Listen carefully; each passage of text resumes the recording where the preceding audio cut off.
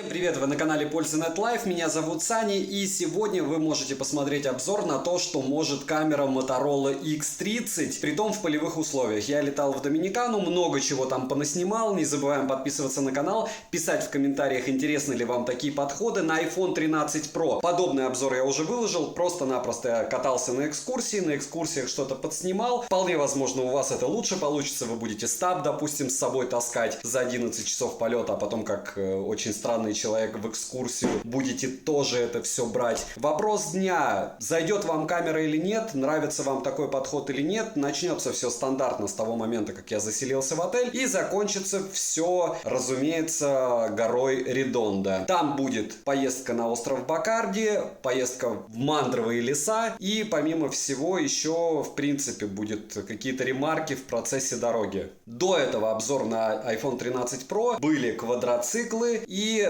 та же гора Редондо, но с другого телефона. Получается, вы можете как-то сравнить. Надеюсь, это вам дело зайдет. Пишем в комментариях, если интересно, я еще в других странах, другие телефоны потестю на Mi 12 и Mi 12 Pro. Если вы смотрите этот обзор, скорее всего, уже обзор на канале основном Польза.нет. Польза Live — это вот для чего-то подобного. Не забываем, что есть телеграм-канал взаимопомощи, и не забываем, что в описании также есть телеграм-канал скидок, там уже 38 тысяч человек, и Али удивляет по 2 распродажи в месяц. Я не знаю, зачем это делают, но вот так. Смотрим. К слову, все видео во всем ролике полностью отснято либо на фронталку, либо на основную камеру Motorola X30, и в 99% случаев, а точнее в 100, это все с руки, либо с двух рук, но чаще с одной, вот как сейчас. Ночь, Пунта Кана, 4К 60 FPS, и это Motorola X30 на снэпе последнем, Gen 1, который. Видите, как он снимает. Движение осуществляю в районе где-то 1,5 километров мне до пляжа. Обещали отель прямо на пляже, но нет, придется переезжать сегодня.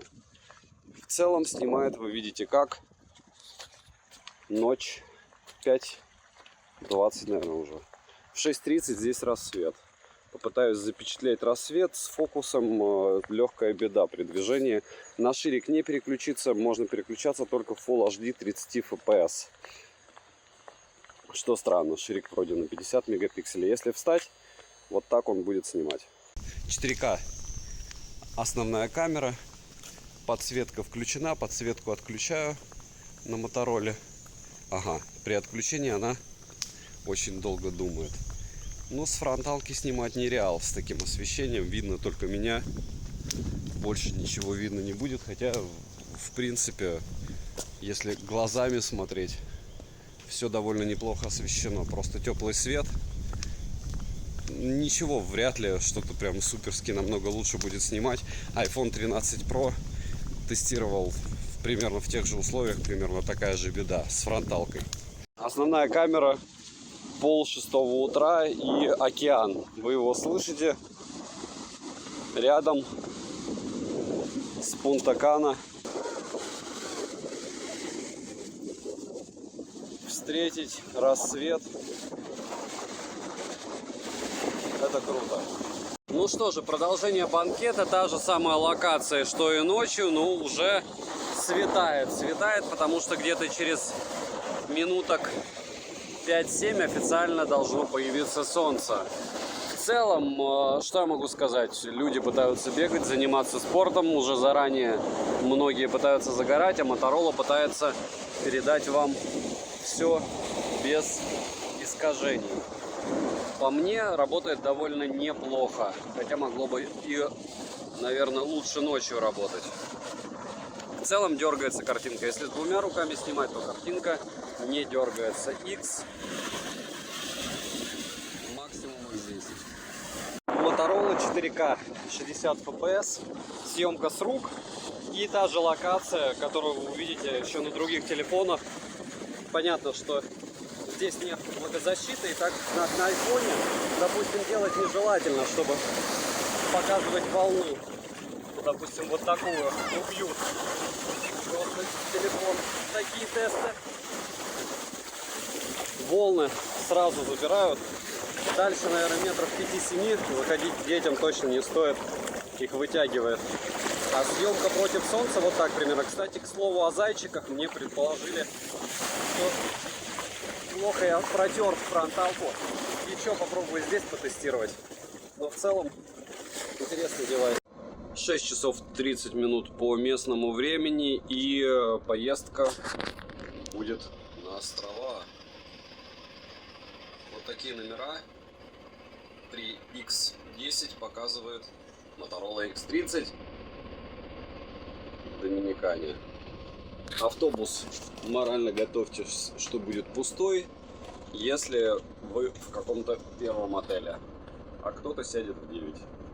Стекло в автобусе с затемнением, но вот такие отели есть еще в Доминикане. То есть он уже получается почти пятиэтажный и сделан а-ля в азиатском стиле. Продолжаем забирать людей. Отель номер 2. Прошла 21 минута, 6:51. Отель номер 3. Уже 6:03. 7:03. Выехали в 6:30. По дороге встречается довольно большое количество недостроенных отелей. Вот она, очередная остановка. 7:06. Собираем людей 36 минут. Именно нашей самой сегодняшней программы. Изначально мы с вами будем посещать нашу... Вот такие улочки здесь у прибрежных городов.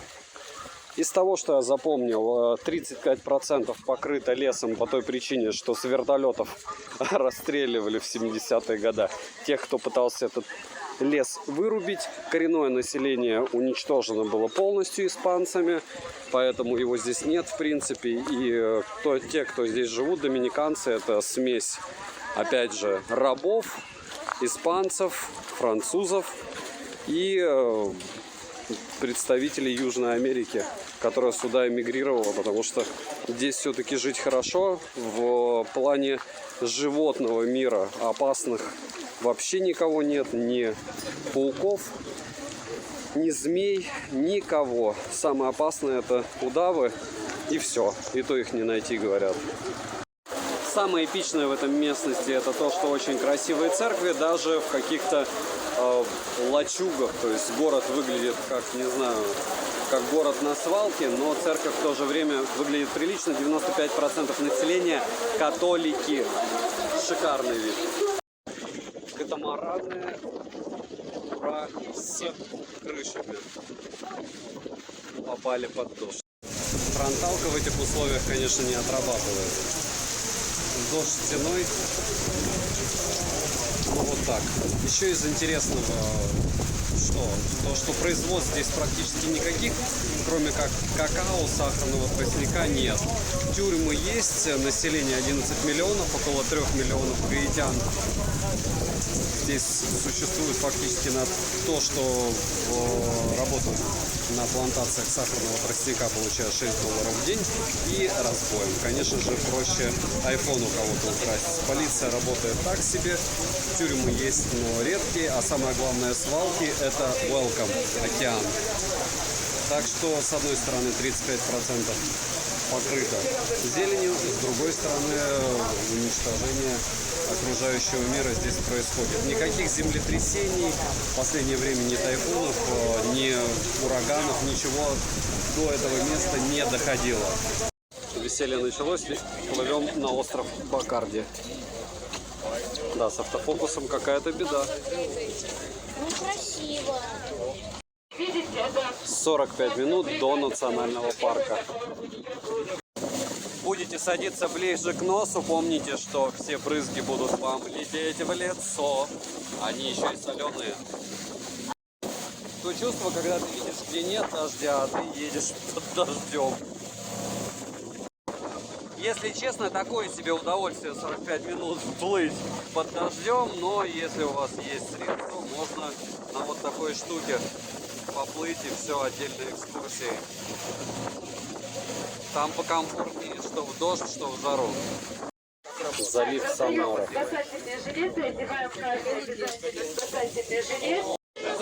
Всем, кто думал, что я для эпичности сказал, что здесь навернулось двигло, вот сейчас мы будем с одного плавсредства катамарана перепрыгивать на другое. Уровень эпичности просто зашкаливает, и как назло закончился дождь. Нил, как тебе? Огонь? Вначале плывем мангровый лес. Скалы, и остров уже практически достигнут. В итоге путь оказался не на 45 минут, а на час 30. Двигло основное сломалось. И благополучным образом начали народу раздавать ром и включили музыку. Вот примерно так может проходить ваша экскурсия.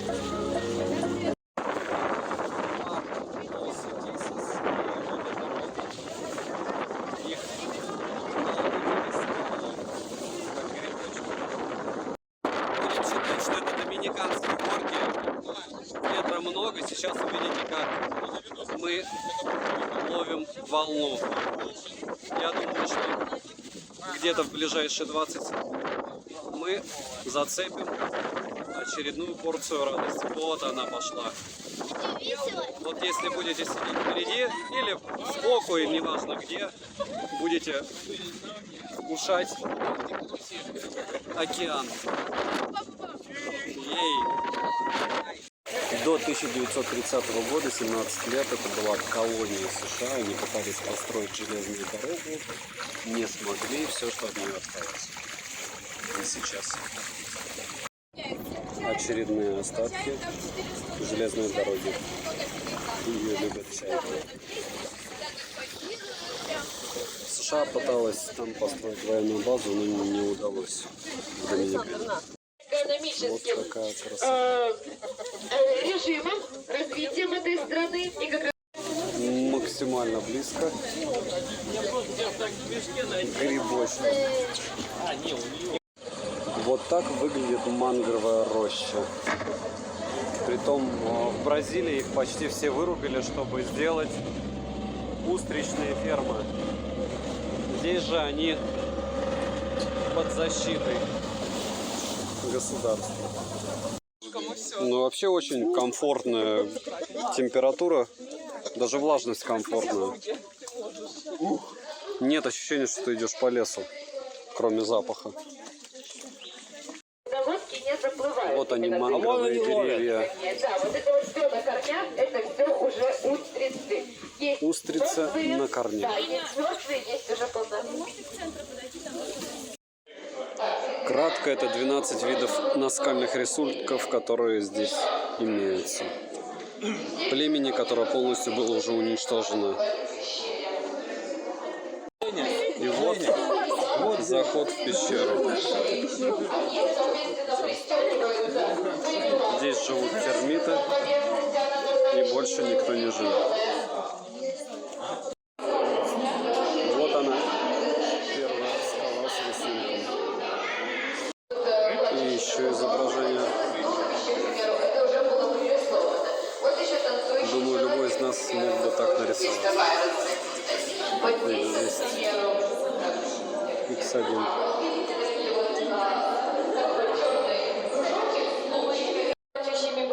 Еще немного наскальных рисунков. Птиц, разных цапель, которые здесь также обитают.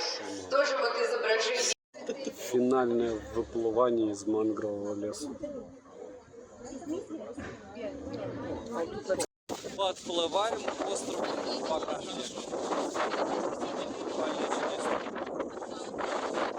И с 6 утра, да, уже полтретьего. Это обед входит в тур. Местные рыбки идут без абсолютно костей. Очень вкусные. Лобстеры оплачиваются отдельно. И не мог не снять. Это рифы. Прямо отсюда видны. Рядом с пляжем.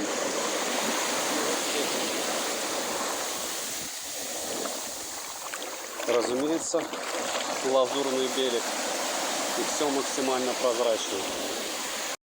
Проверим, насколько фронталка хорошо выживет против солнца. Но самое главное, по поводу острова Бакарди, я хочу сказать, что, опять же, его называют по-другому. Название длинное испанское.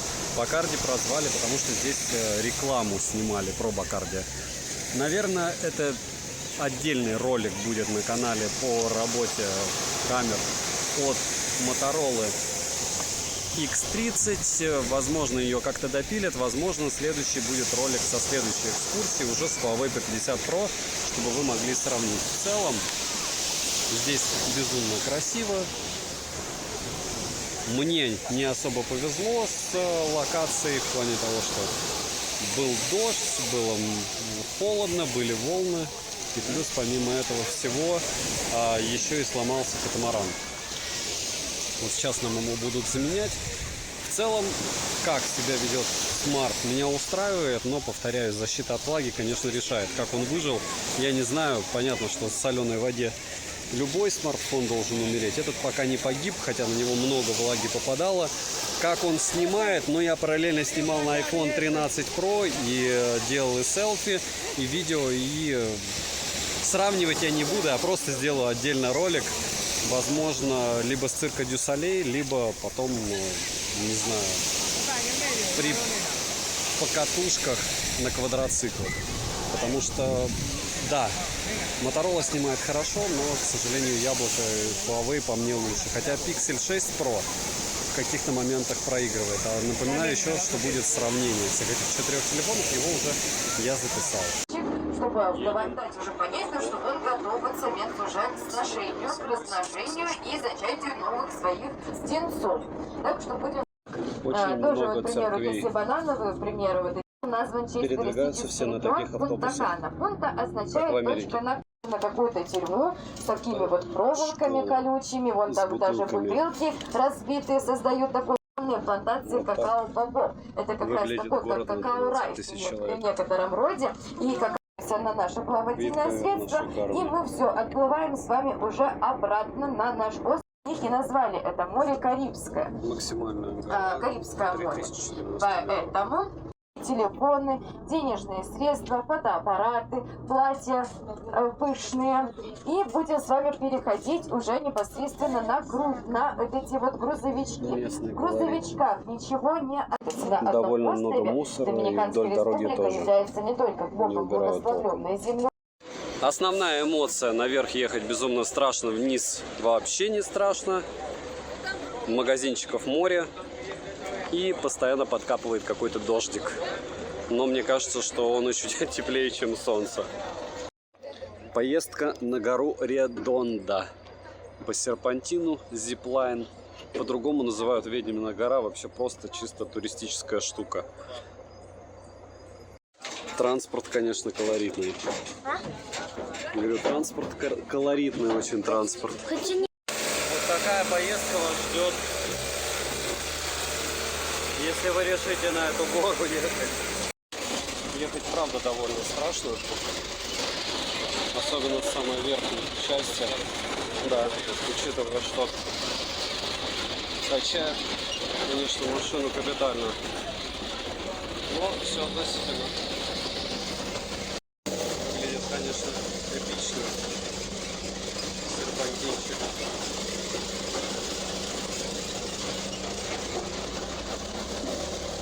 С двух сторон.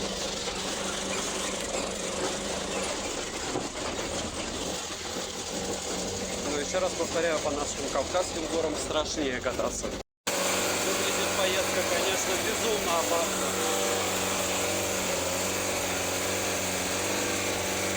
Прямо безумно.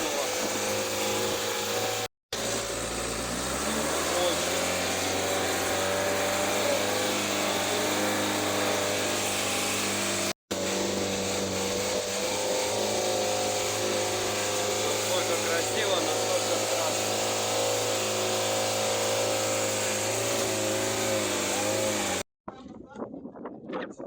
Гора, я скажу вам откровенно, заезжать сюда было еще страшнее, чем в Пятигорске, когда я катался на Даргас и на Новбай. Это прямо лютая дичь. какие здесь дороги, как они возят. Вот эта вот штука, она просто нереально страшная. Вот туда они съезжают.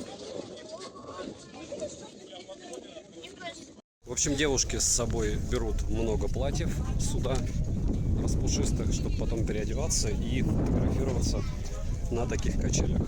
Мужики скатываются вот здесь на дорожке, то, что вы уже видели. И по большому счету виды здесь, ну, обычные. Единственная, погода классная. То есть то у тебя много-много солнца, то у тебя много-много дождя. Вот смотрите, там, допустим, да, стена дождя, но на фронталке это не видно. На основной попытаюсь. Сразу уничтожаю магию качелей. Все довольно банально. Одна качель, одни качели, вторая качель.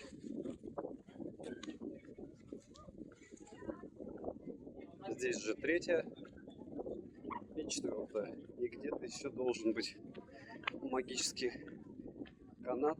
Плюс вот они, 100 метров радости по канатной дороге. А куда бежать, чтобы съехать, я не знаю. Первый в моей жизни зиплайн. Мне кажется, я пожалею.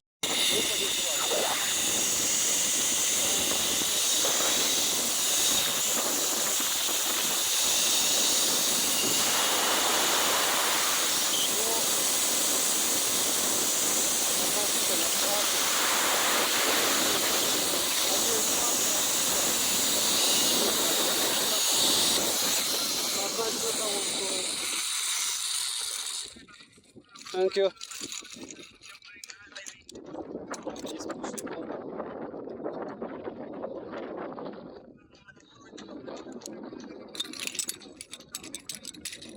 Okay, ready? Yes. Number 2. Выглядит это максимально эпично. Очень красиво. Правда, там остался чуть-чуть. Но зато кадры просто уникальные. Зачем так, я теперь понял. Единственное, не могу понять, как развернуться. Ну, если что. Спасибо большое. Оставлять там, наверху? Есть. Окей. Wait for a second. Очень красиво. На гамаке однозначно без опасности какой-то можно фоткаться, это раз. И два, помимо того, что безопасности, обязательно с собой брать, конечно, либо худи, либо легкую куртку, потому что дожди очень распространенное явление здесь. Вообще прикольно. И немного фронтальные камеры. Надеюсь, народ не сильно сходит с ума по этим всем качелям. Вот на основной камере, да, виден столб дождя. И выглядит это правда красиво. Да.